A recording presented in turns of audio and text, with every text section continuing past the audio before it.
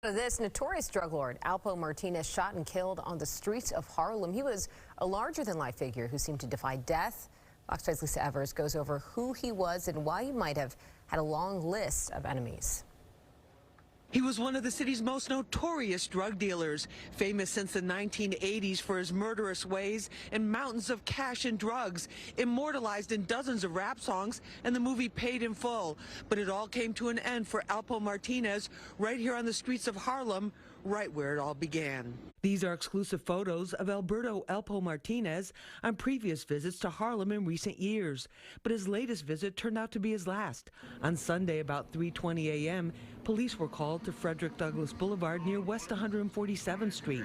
A dark red pickup truck crashed into parked cars.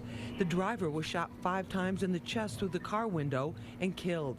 I heard 5 shots, one and then four consecutive shots after that.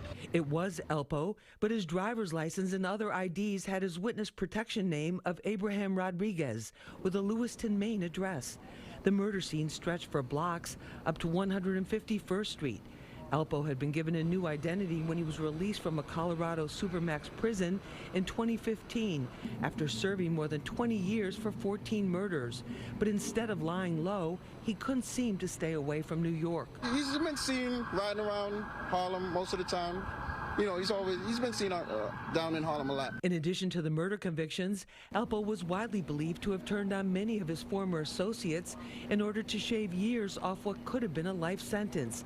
There is no shortage of people who may have wanted payback. Other than him being who he is, there seems to be a thing with guns going on that everyone's, you know, it's getting out of hand with the guns. Everyone seems to have a gun right now. Sources tell me that Alpo may have been shot while sitting in his car further down the block and then tried to drive away to escape. Investigators will be looking at forensic evidence as well as surveillance video to get a clearer picture of what really happened. In Harlem, I'm Lisa Evers, Fox 5 News.